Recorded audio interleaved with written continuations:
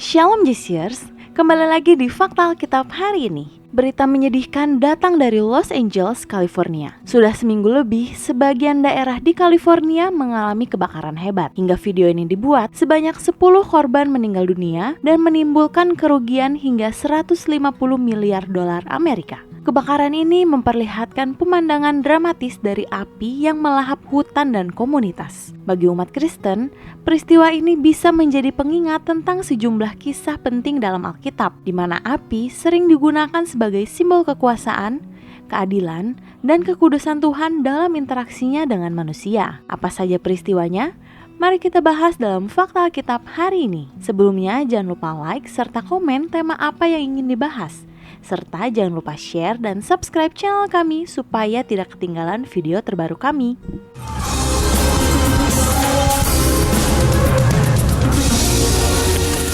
Kebakaran di Gunung Sinai.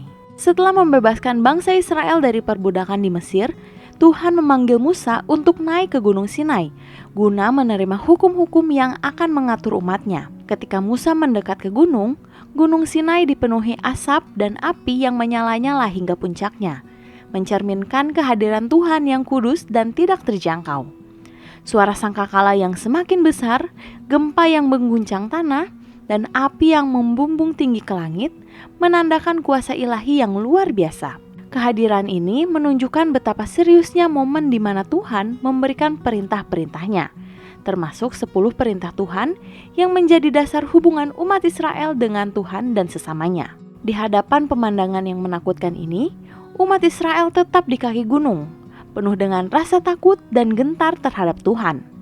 Mereka tidak berani mendekat, menyerahkan tanggung jawab kepada Musa untuk menjadi perantara. Api yang melahap Sinai bukan hanya menjadi manifestasi fisik dari kekudusan Tuhan, tetapi juga tanda bahwa hanya Musa yang diperkenankan mendekat, memperlihatkan perbedaan yang jelas antara kekudusan Tuhan dan keberdosaan manusia. Api yang membakar Gunung Sinai mengingatkan umat manusia bahwa kehadiran Tuhan bukan hanya tentang kenyamanan, tetapi juga tentang penghormatan dan ketundukan mutlak kepadanya. Api yang menelan Korah, Datan, dan Abiram. Korah adalah seorang pemimpin dari suku Lewi.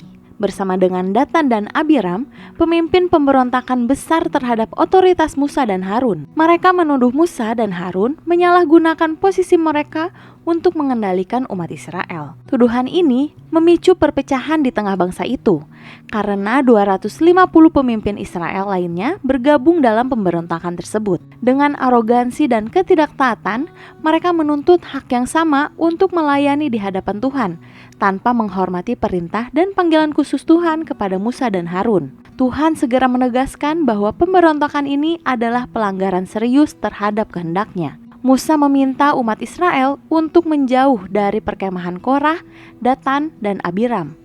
Sebagai tanda hukuman, tanah terbuka dan menelan mereka bersama keluarga serta seluruh harta benda mereka.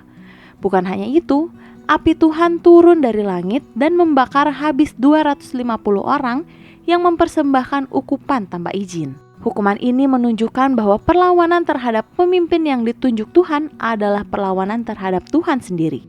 Api yang menghabisi pemberontak menegaskan bahwa Tuhan tidak mentolerir kesombongan atau ketidaktaatan, khususnya dalam hal yang berkaitan dengan ibadah dan pengabdian kepadanya. Api yang menelan Nadab dan Abihu. Nadab dan Abihu, 2 putra sulung Harun, telah dipilih sebagai imam untuk melayani di kemah suci, tempat ibadah yang kudus bagi Tuhan.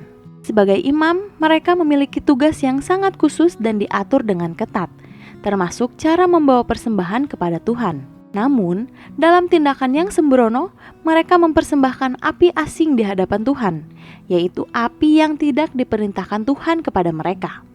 Tindakan mereka dianggap sebagai penghinaan terhadap peraturan yang telah ditetapkan dan kekudusan Tuhan. Tanpa peringatan, api keluar dari hadapan Tuhan dan membakar habis Nadab dan Abihu, hingga mereka mati di tempat.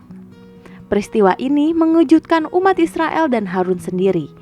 Tuhan mengingatkan bahwa kedudukan sebagai imam tidak boleh disalahgunakan atau dianggap enteng. Tindakan Nadab dan Abihu bukan sekedar kesalahan teknis, tetapi pelanggaran yang mencerminkan kurangnya penghormatan mereka terhadap kekudusan Tuhan. Ini menjadi contoh betapa seriusnya Tuhan terhadap penyimpangan dalam ibadah. Kekudusan Tuhan tidak bisa dinegosiasikan, dan setiap tindakan yang mengabaikan aturannya mendatangkan konsekuensi yang serius. Melalui kisah-kisah ini, kita diajak untuk merenungkan makna dan tujuan di balik kejadian alam yang menghancurkan seperti kebakaran di California. Sebagai orang percaya, kita harus mengingat bahwa Tuhan menggunakan semua kejadian, baik yang menyenangkan maupun yang menyedihkan, untuk tujuan yang lebih besar dalam rencana keselamatannya. Dalam menghadapi bencana alam, kita dipanggil untuk bertindak dengan kasih, memberikan dukungan kepada yang terdampak, dan berdoa agar mereka bisa melalui peristiwa-peristiwa tersebut dan lebih banyak hati yang akan terbuka untuk mengenal kasih dan kedaulatan Tuhan. Terima kasih sudah menonton Fakta Alkitab hari ini. Jika Anda ingin request tema yang ingin dibahas, silahkan tulis di kolom komentar. Tuhan Yesus memberkati.